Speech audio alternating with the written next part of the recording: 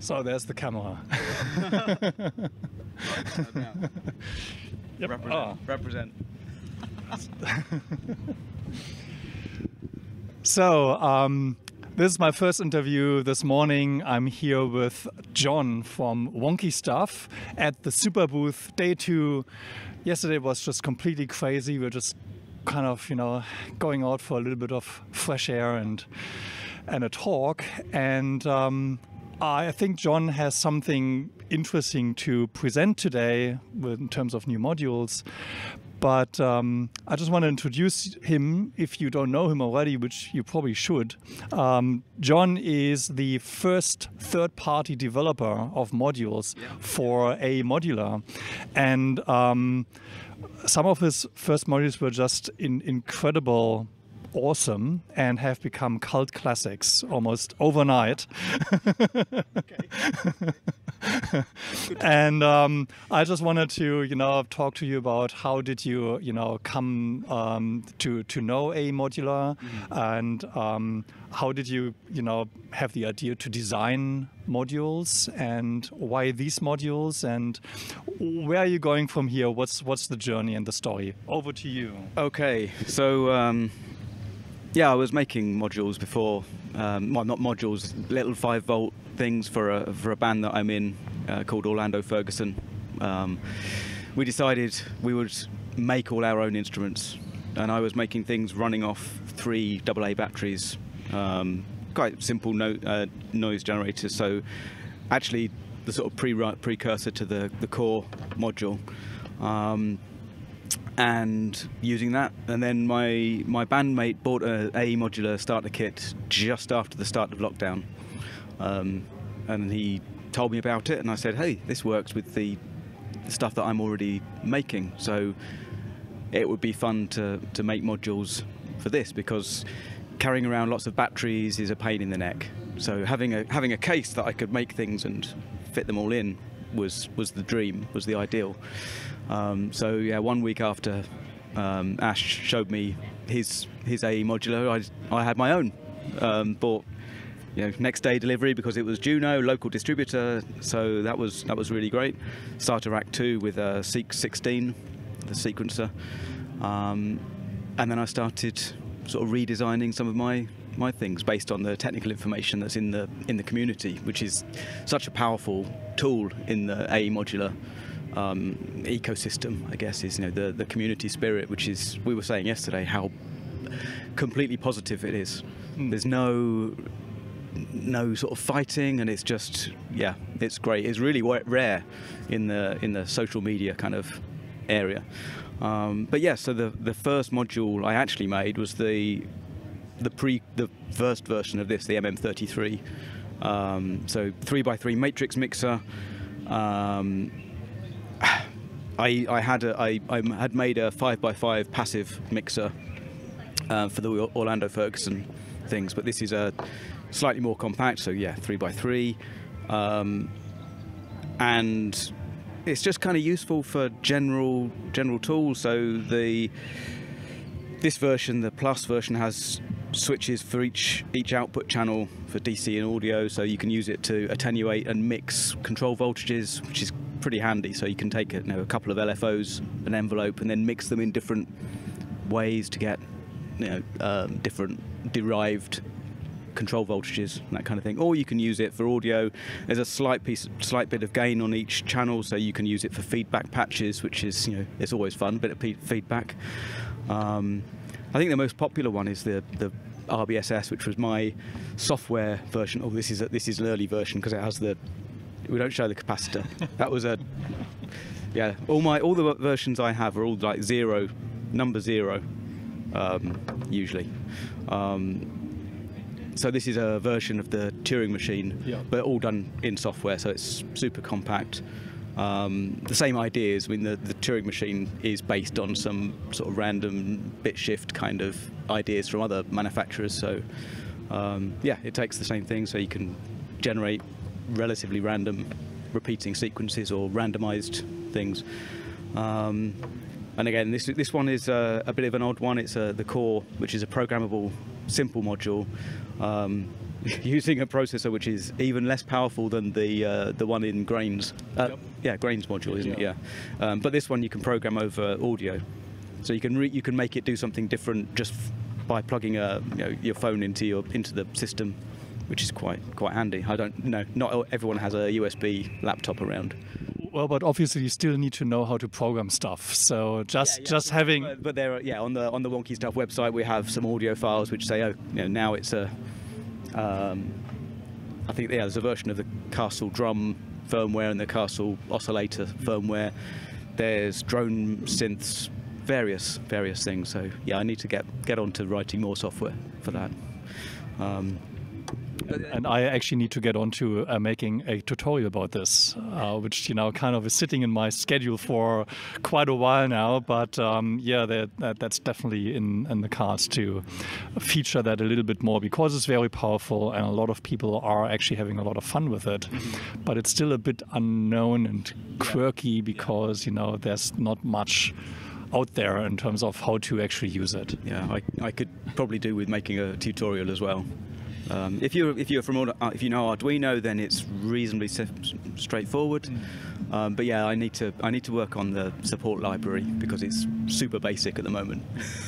It's not like the Arduino where you have libraries to do everything. But yeah, time, that's what you need. Yeah. But yeah, new for Superbooth is the Robert announced the micro modules. Today. This morning actually. So we just show it here. So this is this is John's first module for the new micro format, which is a third of the height of a module. So if you see this, that's a third, and there's also doubles or half height modules. So that's exciting that comes up. And what's this module? So this is a version of the Boss DR55 bass drum. So I sent you an early prototype of the half height version, which you kindly used in your Christmas show on YouTube, which was really great. So this is improved. It's compact. It complies with Robert's new standard, which is great. I have a Rimshot 55 as well, and then I also, in the post somewhere on the way to me, is the snare drum from the DR110 as well. So they have various amounts of control. So this has 2 controls. The Rimshot has just a pitch control, and the snare drum has 3 controls for pitch and decay and noise level. But yeah, prototypes. Robert's already redesigned the base plate, so this is I have to redesign some things. Yeah. But yeah, we've had some fun on the stand, making super minimal techno with 2 bass drum modules. And I'm really amazed. You also perform with the AE Modular, and on your Bandcamp you have hour-long performances with just a tiny modular, really. So where do you get your ideas there, and what's the philosophy behind your style of music that you're making with the AE Modular? Well, I think I'm basically just improvising.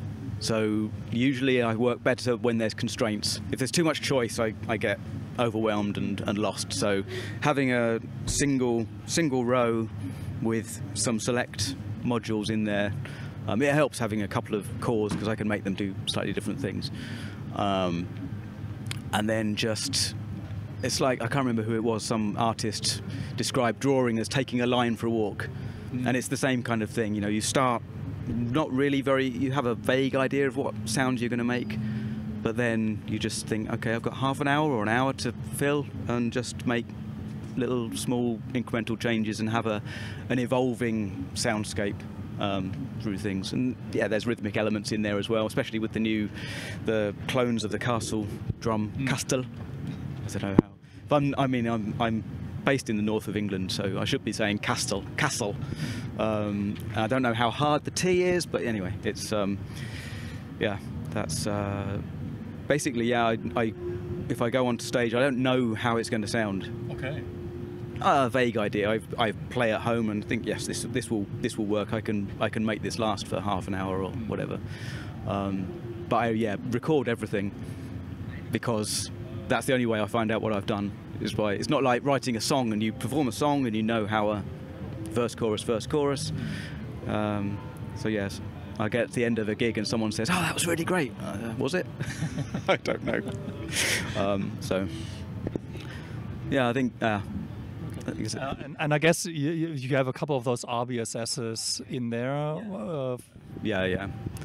So yeah, an RBSS plus the core with, if that's running the drum firmware. Before I made the Castle drum module, so you have random triggers doing things with the core, various drone type patches. So yeah, just it's quite fun just playing with, you know, what sounds good and just listening. Especially when if you have feedback in the mix, you're just constantly balancing. I mean, yeah, we were playing with the delay yesterday on the stand, and you need to, you crank it up and you get the feedback going out of control, and you just need to know how to ride that wave. But yeah, I don't know if I don't know if the improvisation is basically because I'm lazy. You know, I can't be bothered to do any rehearsal, so I just play. Yeah, this will do. And well, it's definitely a good kind of laziness. So I think it's totally appreciated. So I split the recordings. There's some on YouTube. There's some on my Namco Communications Bandcamp. There's some on the Wonkystuff Bandcamp. So I'm not very focused, which is probably, yeah. If I put everything in one place, it would be easier to find. But yeah, where's the fun? It's like in the old days, you know, you're record collecting. You're always crate digging, just looking for the gems. So in terms of going back to the designing the modules, so now that the new micro format is coming out, you have already 3 of those, so you could already fill kind of, you know, a basic drum rack with just your modules with a bass plate.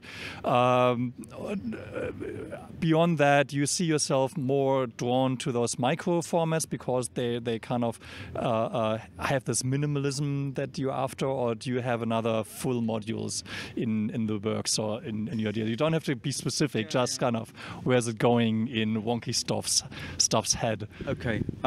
Yeah, I mean, I have a notebook which I write down different ideas for modules. I'm quite enjoying the digging back through sort of synthesizer history and saying, hey, this piece of drum voice from a 1970s drum machine is that sounds interesting. So I think that's perfect for the micro modules, because you can have a little rack with 3 or 2 different drum voices, and explore that, and maybe you can maybe integrate an entire DR55 into a couple of these baseboards, and that would be quite fun. But that's the great thing about the AE Modular is that it is so compact. So that's quite fun. So you could have a trick 164 plus a couple of baseboards with some drum voices, and then you have and maybe one of the really small AE Modular racks, and you have a whole drum machine just there. Yeah. Which is. And then you just a basic oscillator, the Kuzmin filter, and then you have a acid bass track right with it. Yeah. Well, John, thanks very much. I think that's probably enough for this. But yeah. Yes, please, Spook, whatever, because this is a pretty big cool move. My first print advert in Electronic Sound magazine, so that's quite a big thing. That is pretty good. So, well, I hope super minimal advert. It doesn't say anything. So whether it works, I don't know. So we'll see. Okay. Well, it was really nice talking to you, and we'll stick around for another 2 days anyway. Yeah. And I might actually have another table with the third party, all of them together, and maybe just put the microphone there and have you guys chat or something like that. But it's really get some secrets. It's been really nice talking to you. Thanks, John. Thanks, Carsten. All right.